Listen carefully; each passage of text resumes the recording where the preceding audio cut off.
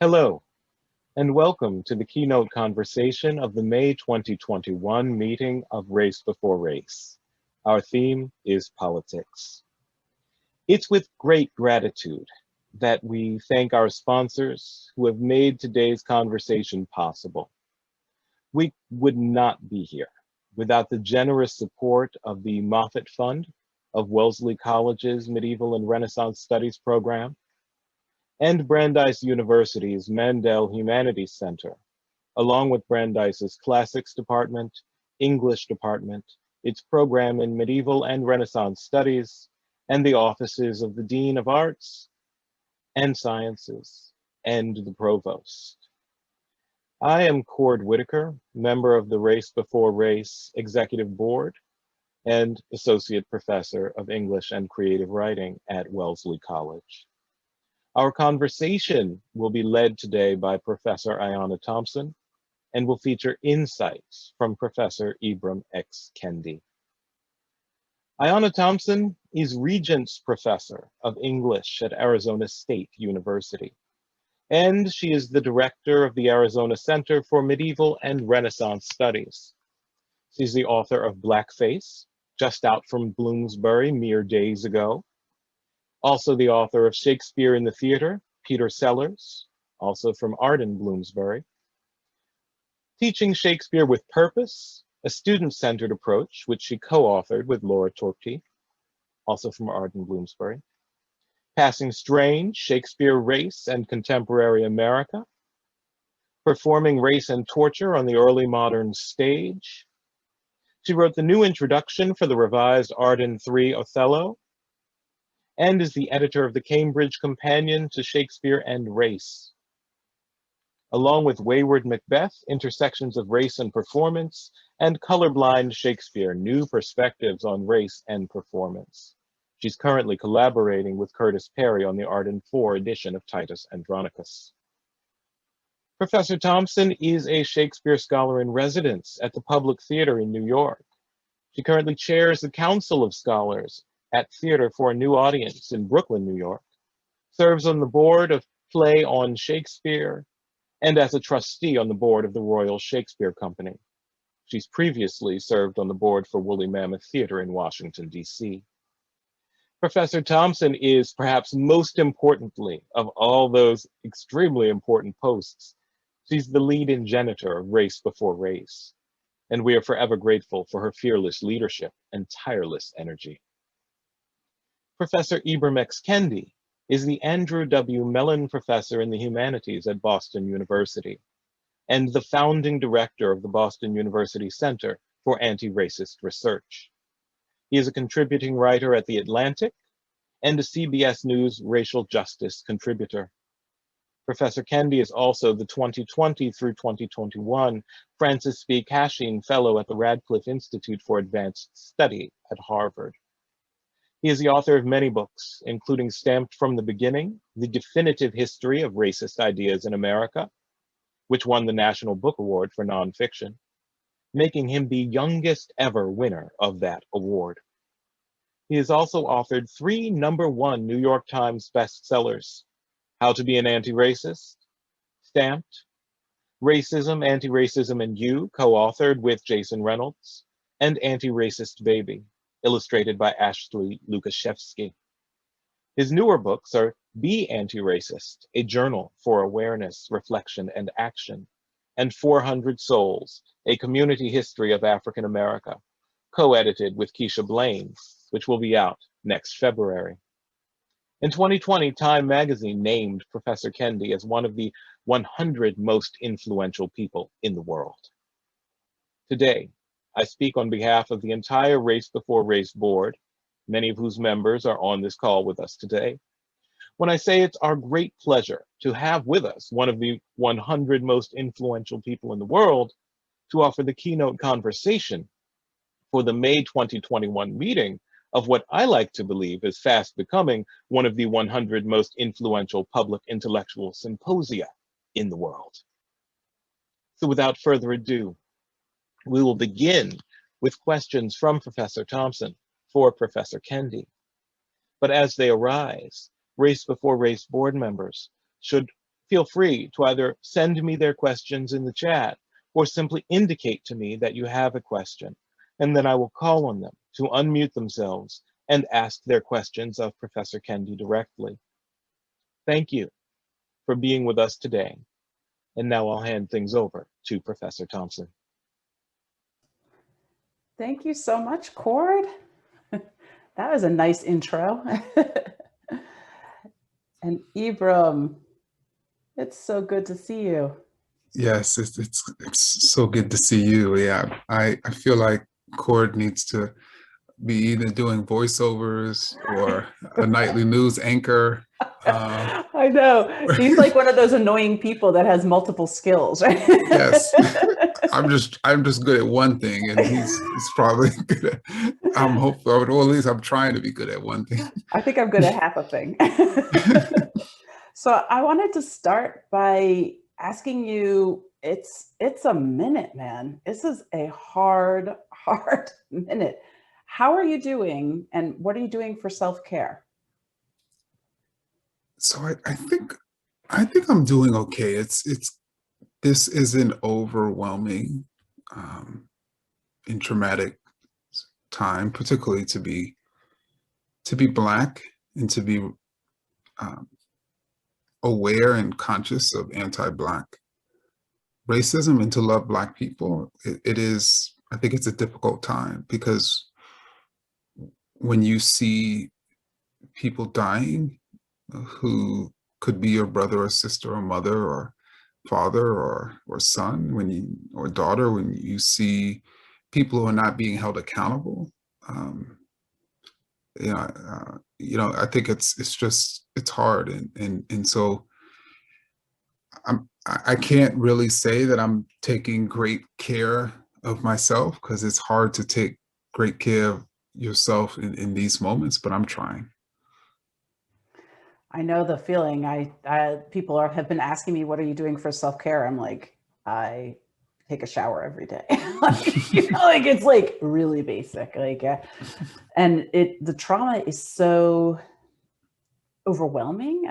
I've been thinking a lot about Christina Sharp's book In the Wake, and although I'm not an Afro pessimist, like that's just not constitutionally how I think, but that book about the recursiveness of death and the way that we are not able to escape death, as that Black identity in some way, subjectivity is tied to death, won't go away. It won't go away. Yeah, and at the same time, it is not seeming to go away that we're being blamed for our own deaths as if we're suicidal. That's right. That's right. Because the gaslighting aspect of it is almost, it's interwoven into the kind of horror of it all. Like it's not really happening, or if it's happening, it's your fault, right? Yeah. Yeah. So we are so excited to have you be part of our Race4Race collective dialogue, action group, because we like to think about the longest arc of systemic racism. But too often, I feel like the dialogues begin in the 20th century. Maybe people start with the civil rights era or whatever. And for medieval and Renaissance scholars, who are the members of Race4Race, we always know that, like, if you start in 1968, you're not getting the full effects of systemic racism. And your work, especially in Stamped from the Beginning, was so refreshing, because you actually go back and you talk about like 1492 and what's happening there. So I was wondering if you could talk about how you came to that earlier history, and how your, and I know you're trained as a historian, but how your kind of arc of training led you to these earlier moments. So I think for me, it was really tracking the ideas and the development of racist, anti-Black racist ideas, and not sort of stopping until I found their origin. And having so, you know, as you stated, many, for whatever reason, scholars, or so I should say, historians of racism somehow imagine that racism emerged in the 19th century, which in my estimation is at least 400 years too late.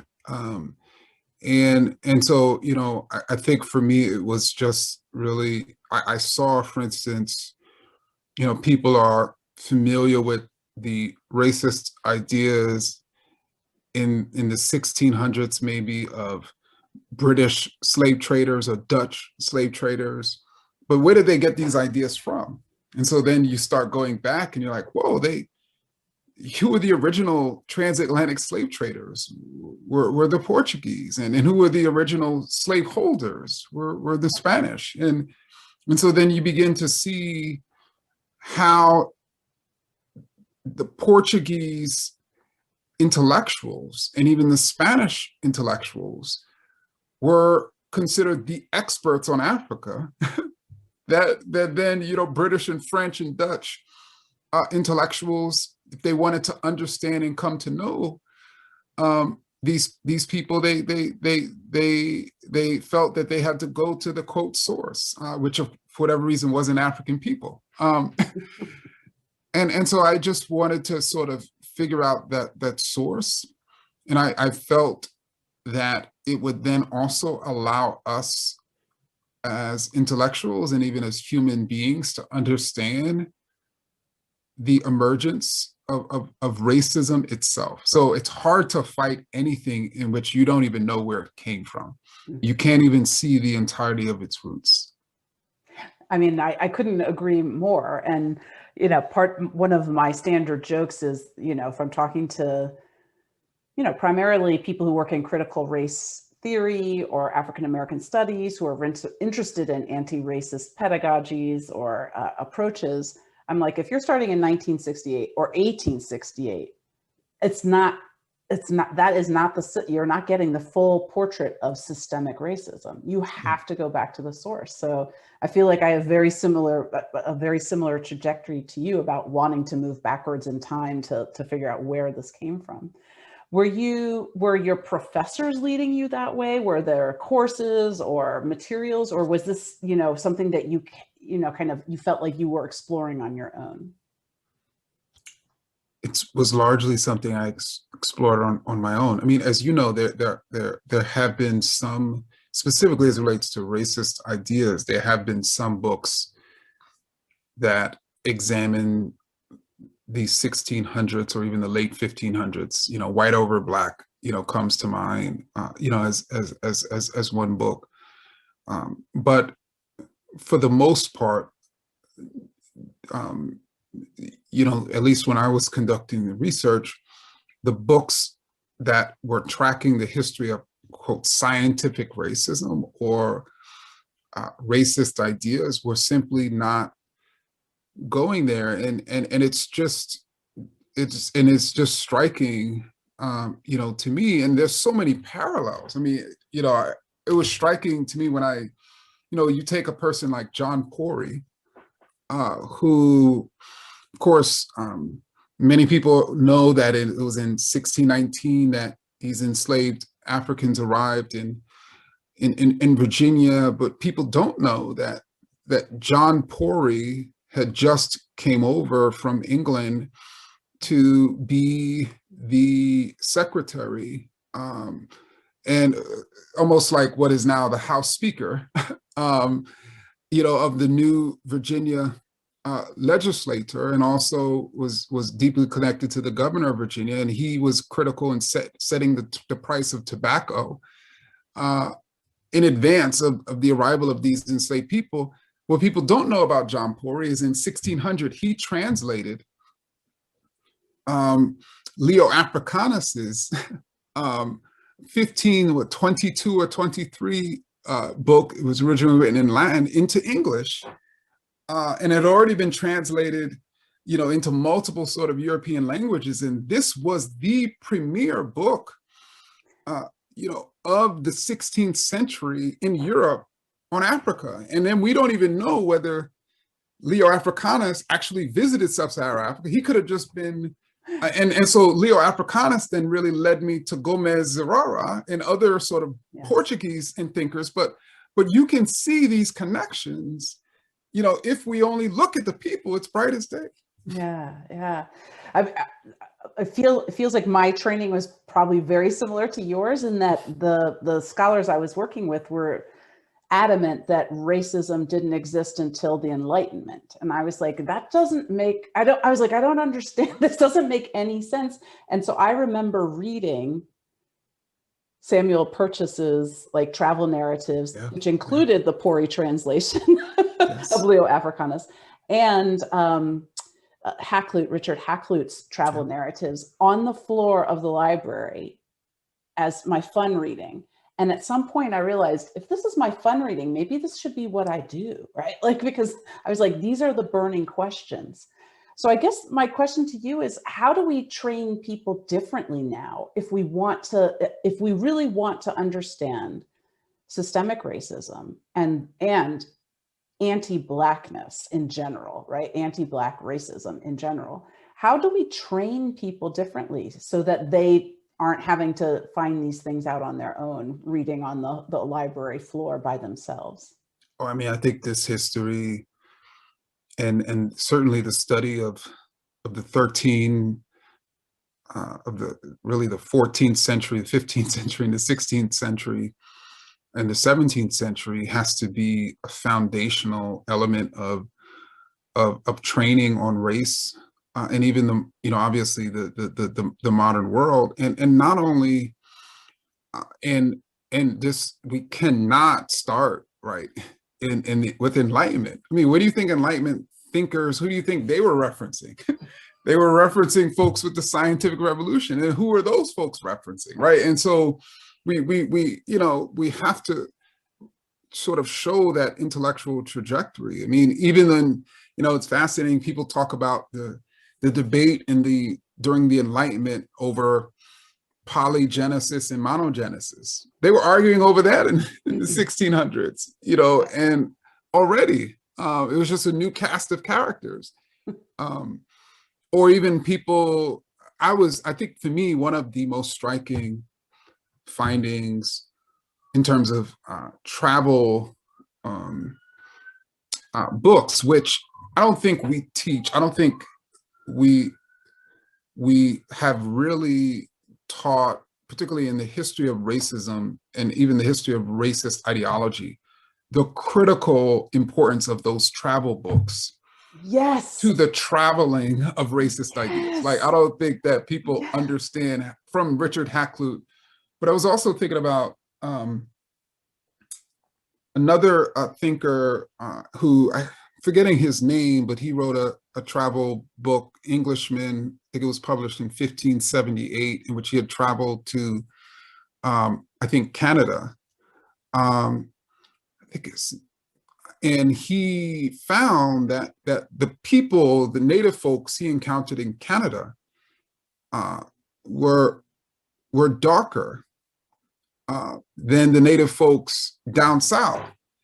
And for him, you know, thinking of a sort of, you know, thinking of climate theory that goes all the way back to sort of, you know, Aristotle and others, it didn't compute for him. So then he was like, oh, so what must explain, you know, Blackness was they're the cursed descendants of Ham. Yes. Right. You know, that early, you know, and so George Best, right? George Best. Yes. George Best. That's, yeah. And so it's, you know, even the debate, and that's one of the things I tried to show and stand from the beginning, like the debate between racist thinkers. So between monogenesis, that the original humans were white and the Garden of Eden was in Europe, and we're all descendants of the superior white Adam and Eve, to polygenesis to say, no, yes, Adam and Eve came of age in Europe, but then Black folks came of age with those animals in Africa, you know, versus the origin of Blackness being sort of the climate versus, the curse. And people, I really wanted the people to see those debates between racist ideas happening for, really hundreds of years before we get to the 19th century. Yes, yes. And I love your point about travel narratives we should make them the heart of all kind of anti-racist curricula, because I've been talking to some NASA scientists who are creating these probes to go to asteroids and other places. And I've said, how are you all thinking about the adjectives that you're going to use to describe when you encounter something new? And they're like, what do you mean? I was like, have you ever read any travel narrative? And so this is where I'm like, right, this is something that, and it's never been the heart of our curricula. It's really interesting to think that these are the things that you find on accident if you're lucky. Exactly. And even what's also fascinating to me about the travel narratives or even the analysis that Spanish thinkers and Portuguese thinkers had in the 15th century, that, when they arrived in the Americas, was how they imposed their ideas about Black people onto Native folks. Yes. But it's hard to understand that, okay, how are they seeking to explain and understand the Native folks? Well, through the prism of, they basically, like Black folks, and literally they, in Brazil, they call them negros de la terra, Negroes from the land. But what that means is it just sort of demonstrates first that anti-Blackness became the foundation conceptually for anti-nativeness, and that anti-Blackness existed before 1492, right? And so it just sort of demonstrates that. Yes, yes. So I want to ask a question. So we've been in the kind of, for the pre-modern scholars who are watching this, everyone is hallelujahing you, I'm sure. But I know that we have a lot of early career scholars who attend Race4Race. And I think they've been watching your career and they're thinking, like the academic job market is ridiculous and unpredictable going forward. Like, will there be jobs for them? Who knows? But also B, maybe there are ways for them to parlay their knowledge in a public forum that may be as effective, if not more effective, than having an academic job. So I was wondering if you could talk a little bit about what it takes to become a public intellectual, because it's not, I know it is not easy. So do you feel like you could address that to some early career scholars who are looking at you rightly and admiring the way that you're able to do this? Sure. So I can give some sort of very sort of practical advice, but let me just say more broadly that there are many, many scholars who, if they could have wrote for a living, did research for a living and wrote books for a living and spoke based on those books for a living and not had to deal with academic politics and even to a certain extent teaching, there are many folks who would have done that. And at the same time, there are many folks who are like, now that I have tenure, it's hard to leave that, right?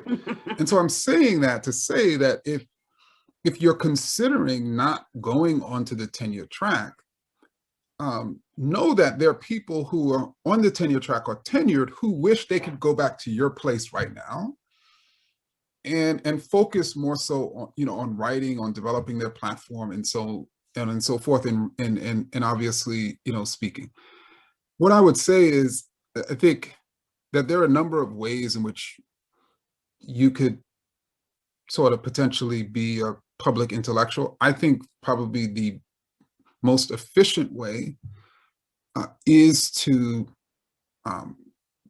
write and publish a book that you could be known from. And so you don't necessarily need to be on the tenure track or at a university even in order to do that. And so what that ultimately involves is getting a literary agent, which of course is not easy.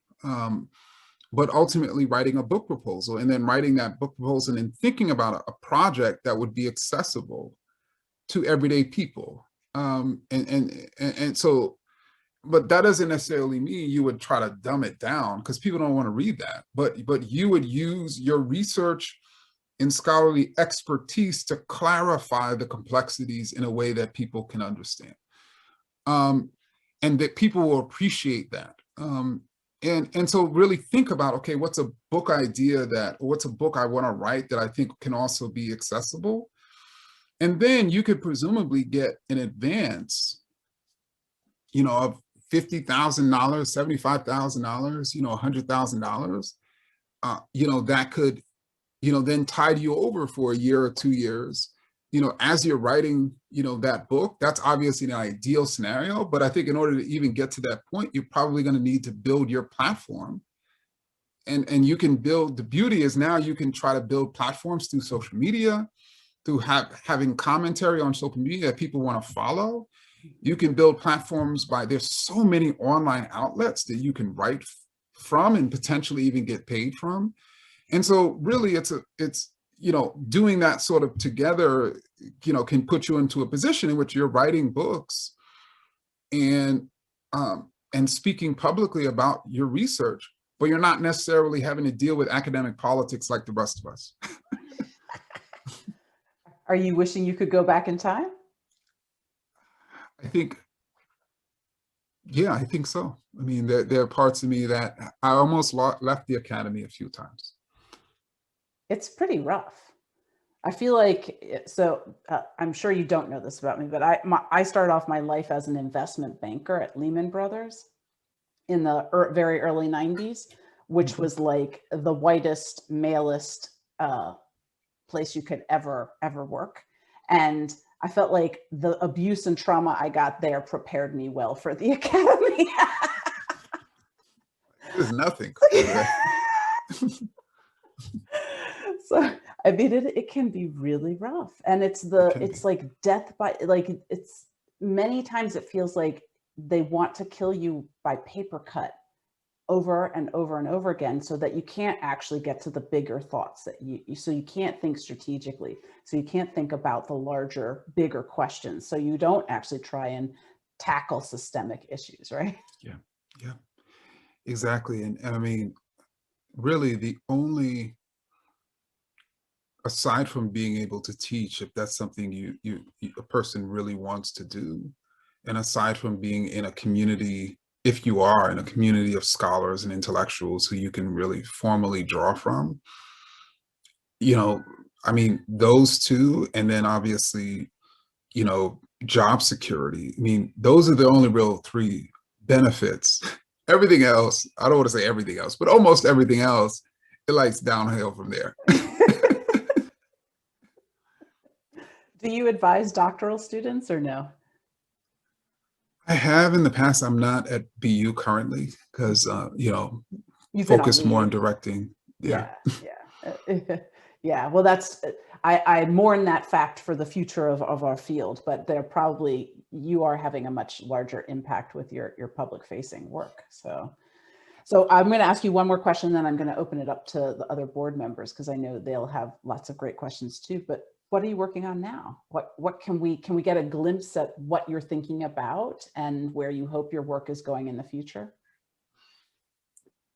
So a book I've actually been working on for quite some time is a follow-up to Stamped from the Beginning, which is a book that ultimately tracks the history of racist ideas, and the underlying thesis of the text is that people are producing these racist ideas not because they're ignorant and hateful, but to justify racist policies that typically benefit them. And so once I landed on that thesis through the research, I knew I knew that I wanted to write a book tracking that history of racist policies. And certainly I'm going to want to track that back into the pre-modern era, so people can make that connection to the current day. But so I want it to be a sweeping sort of history, like stamped from the beginning, but obviously it's going to take some time. It sounds brilliant, and there's a line, and I think it might be in the preface to the new edition of Stamp, where you say people assume that, and maybe I can't remember if it's in the intro or the preface, so I apologize, but you say people assume that people are racist out of ignorance and not knowing, and you're like, that's just not true. And I could see that's the germ of this idea, isn't it? Right? Like they actually know, and then they create policies that shore up their power. Precisely. You're a pre-modern critical race scholar. All right. Well, I'd love to be in the club. Thank you so much. You're in the club. So I'm going to open it up to my fellow board members. Hey, Cord. Hello. And yes. Thank you all so very much for that discussion and for those insights and answers, Professor Kendi. I'm wondering if we might have our first question from the board from Professor Kim. Hi, thanks for that. I think one of the things that I've really enjoyed about the fact that you went so far back is also the ways in which you brought together, you know, thinking about the classical past and antiquity, that also has sort of laid the groundwork.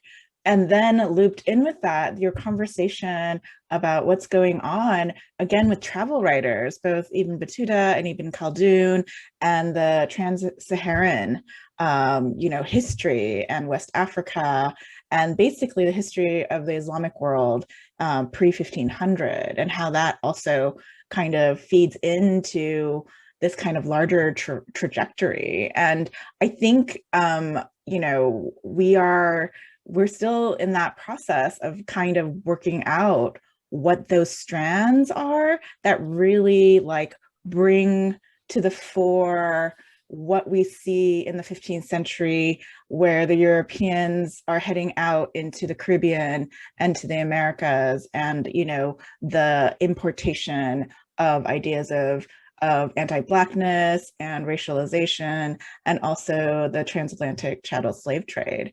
And I'm wondering, like, what would you like to see, like, the pre-modernists really kind of like get together and like grapple out in order to like really kind of expand this discussion, or like really dig into this discussion so that it can actually help frame out that early kind of history? So well, thank you so much for the question. And I felt like I wanted to write the whole book on that pre-modern era. But I felt obviously I couldn't, and the reason being is because there was so much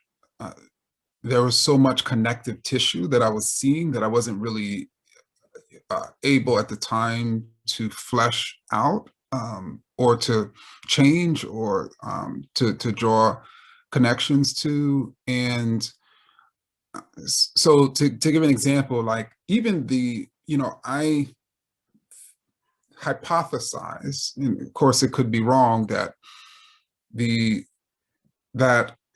Gomez Zurara was the pioneer of racist ideas. And the reason why I say I hypothesize is because who knows whether he was, drawing from someone else. And I hypothesize, of course, that Prince Henry was the progenitor of racist policies. And so, I'd love people to engage with that and challenge it, or verify it. I also, one thing that was fascinating to me that I'd be really interested to learn more about, and I think Ibn Khaldun was critical in this, was how he, in his, how he was able to, he sort of denigrated both sort of Eastern Slavs and sub-Saharan Africans, making this case that they were both remote from civilization and therefore inferior. And the reason why I thought it was fascinating for me is because if, let's say, somebody only reads the part where he is denigrating sub-Saharan Africans, then people would be like, oh no, he was, the trajectory runs through him. But the fact that he was also classifying Slavs in the same way, and that for him, it was this Mediterranean superiority, which of course extends back to Aristotle and others. I guess for me, it was trying to really grapple with,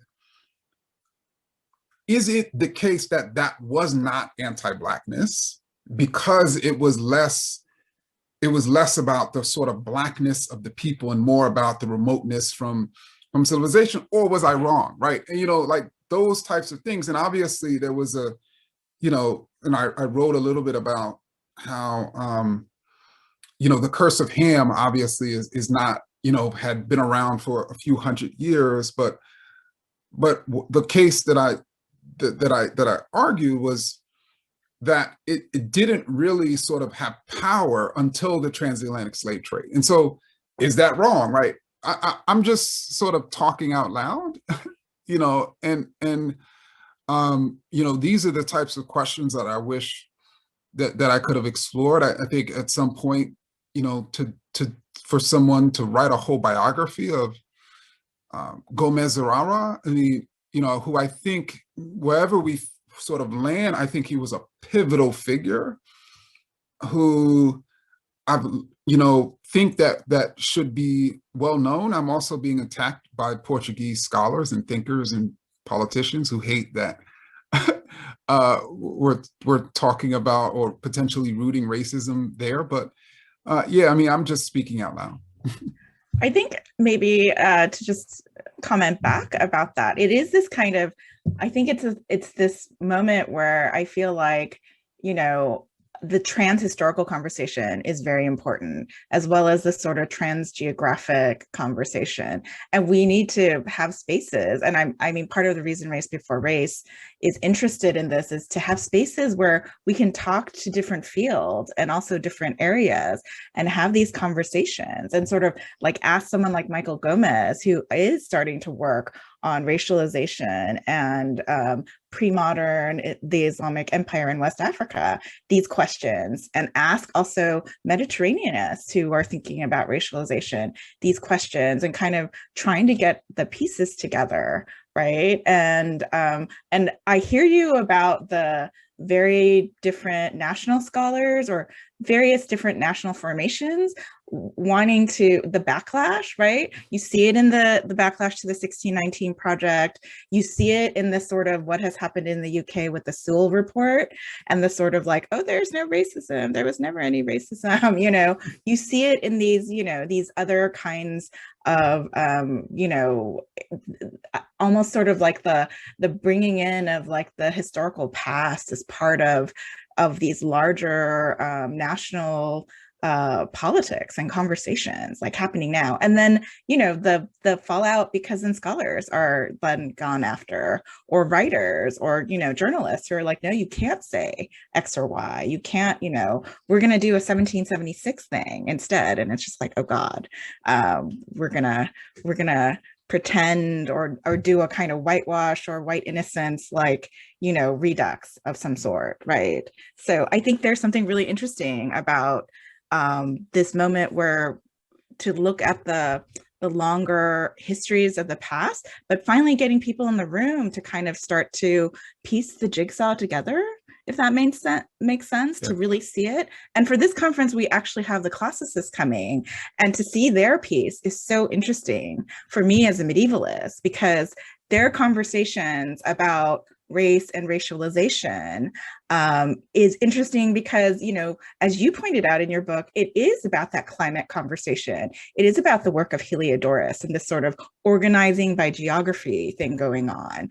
But that kind of weirdly skips the Middle Ages, and it like comes back with like with vengeance in the early modern period, but I feel the Middle Ages gets little trickles of that in fact, the travel literature. So back to Ayana's travel literature.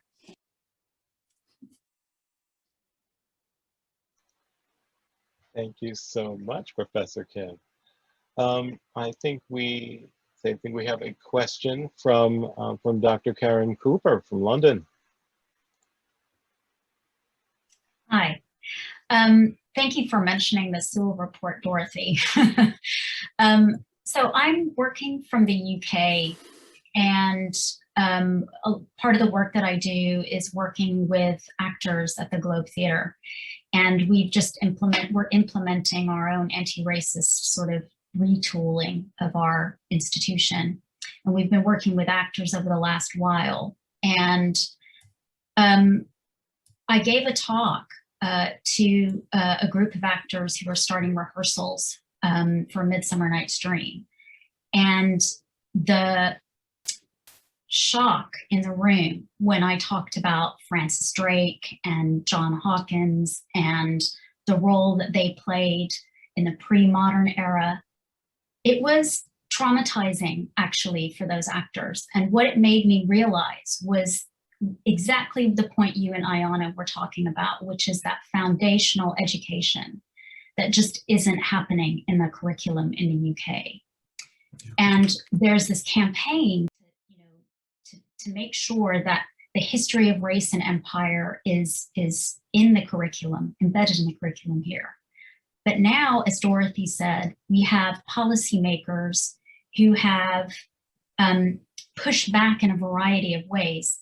So the Sewell report, that commission, saying that there is no institutional racism in Britain, and that actually we should be reframing history and talking about the slave trade as the Caribbean experience. And that's actually a phrase that was used in this report.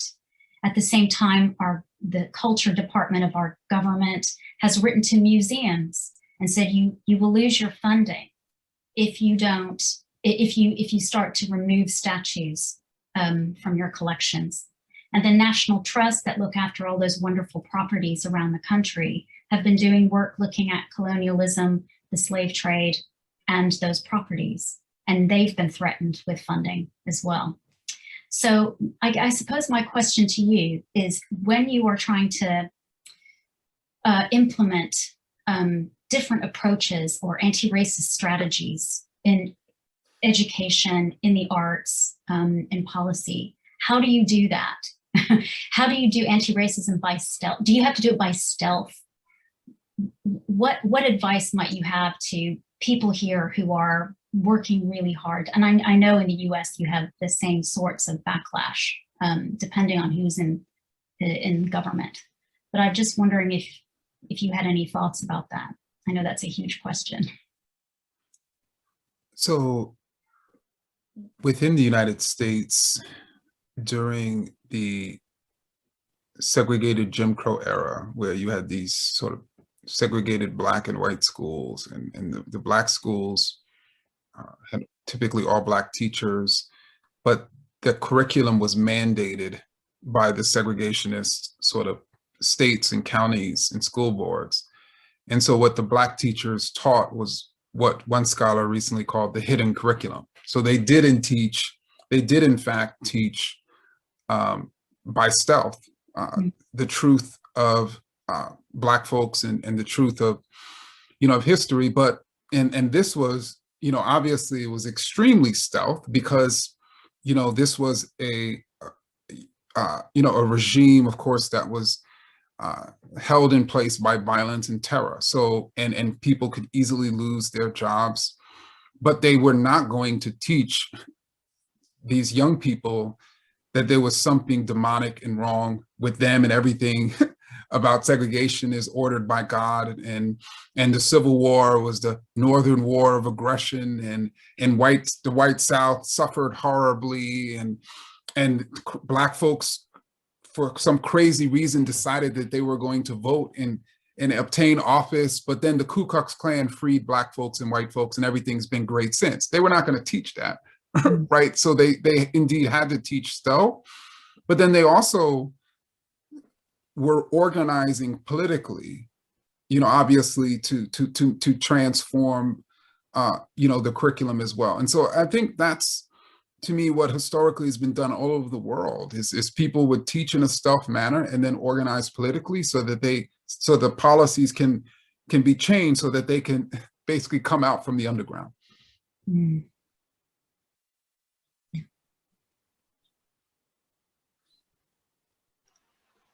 Thanks so very much for that answer and for that question. We have another question now from Dr. Chakravarti coming to us from Toronto.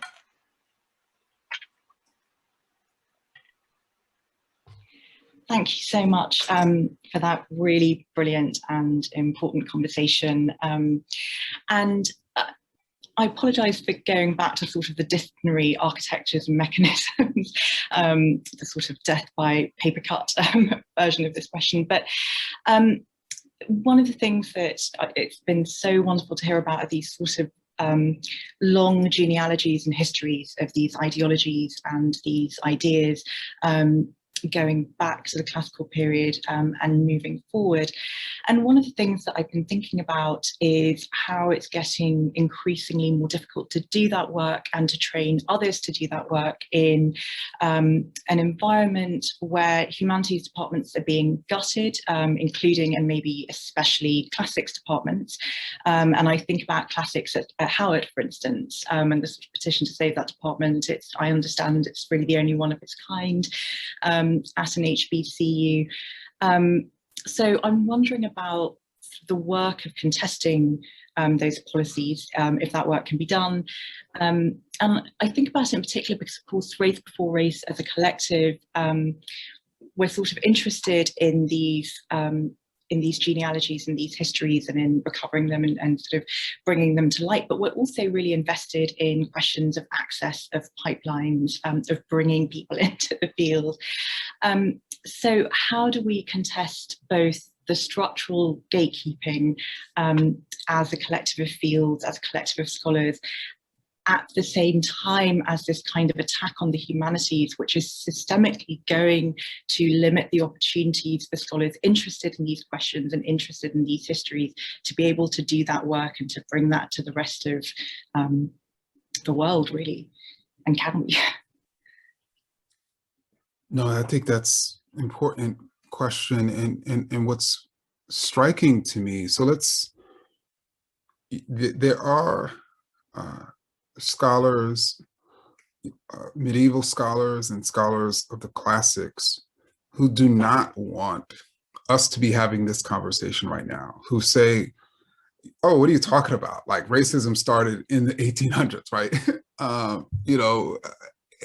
And what's striking to me is, but I suspect when you're having this conversation about the attack on the humanities more broadly and the classics in particular, they're like, yes, that's a problem. And so to me, it would make sense that if for classic scholars, of all backgrounds, to recognize that, okay, you know what, if we begin presenting the medieval or classics as, if you want to understand the origins of racism, you have to understand this field, this area, this time period, in this moment, when people the world over are clamoring to read up and understand racism, wouldn't that give the field a shot in the arm? But in other words, you have folks who are literally crying over the field being attacked, and then simultaneously refusing to give the field a shot in the arm by allowing scholars like the scholars at this conference to do their jobs, right? And I just wanted to sort of emphasize that massive contradiction that I sort of see, and so I'm saying that to say, I think first and foremost, within the field, within the discipline, I think people who are resistant to these conversations have to know that they're being self-destructive. Because I think that bringing folks together will then allow for then this collective effort to say to the world that this problem of racism, you're never going to solve it until you come to study with us. Like with anything else, if you do not understand the origins of anything, how are you going to sort of solve it? You know, to me, that would be a powerful message.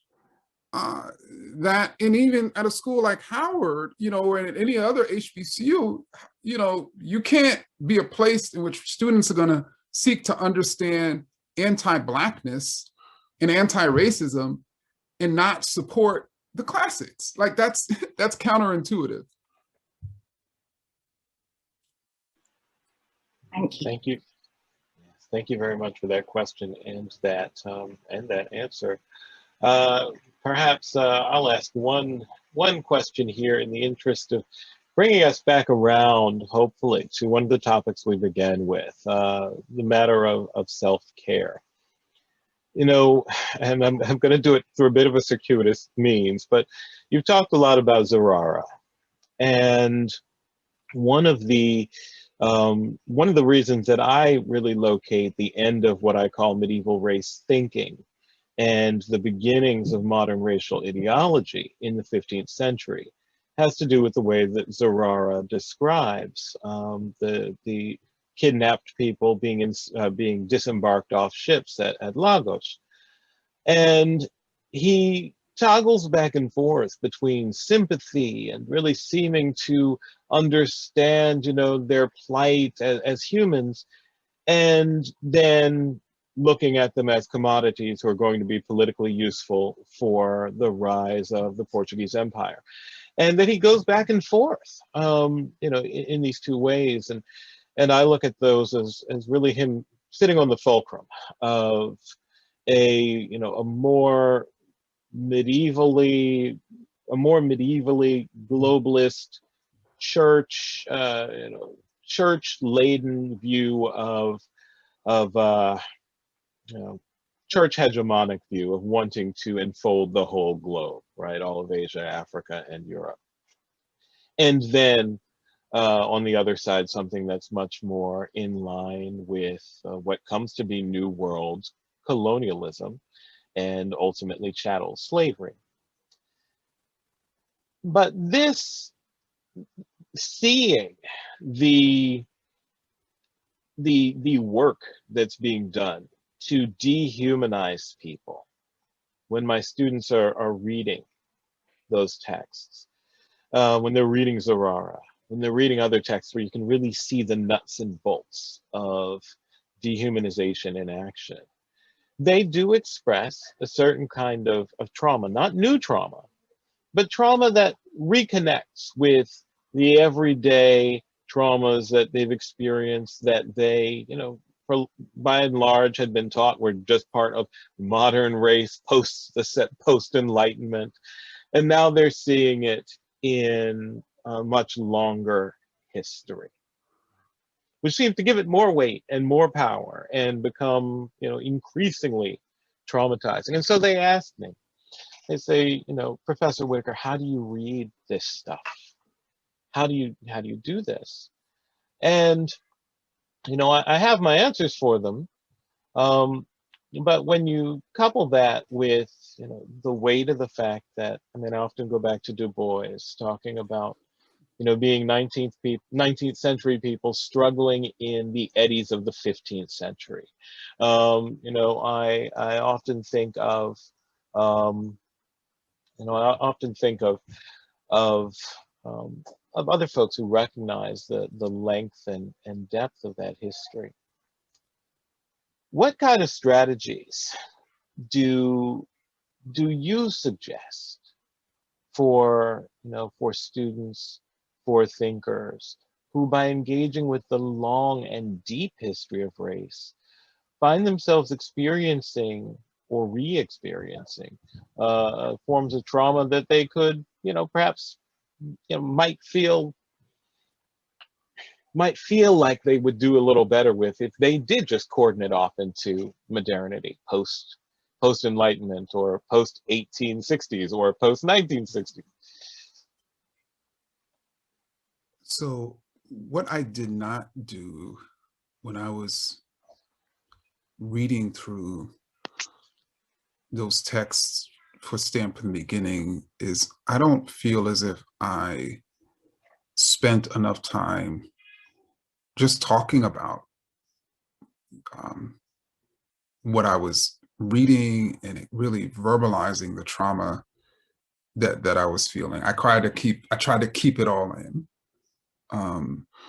keep it in my gut. And some of my friends believe that that's why I ultimately developed colon cancer because of that.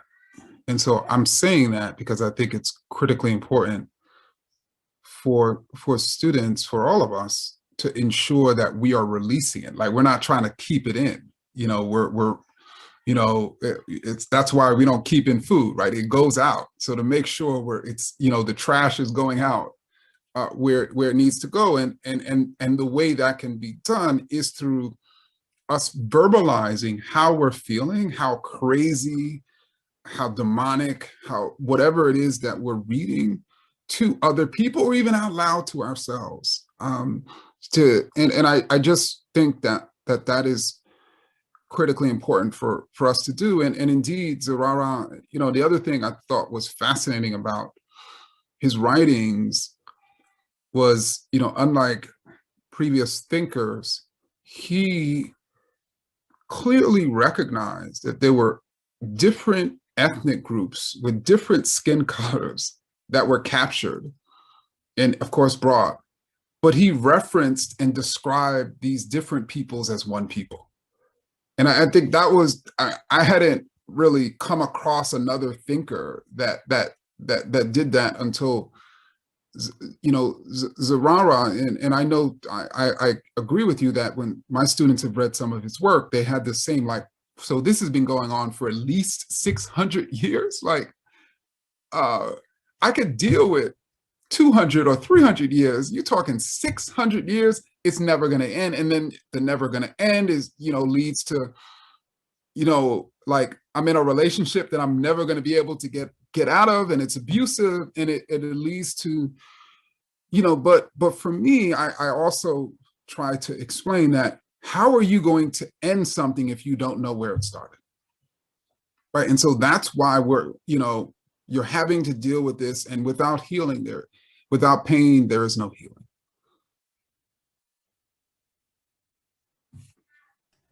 Amazing. Thank you so very much for that. Thank you. I think that's a great point for us to end on. That is the end of our time. And I just want to reiterate that without pain, there is no healing. I think that's a great way for those of us who work on race in pre-modernity to go forward, knowing and really feeling in the depth of our souls how valuable this work is.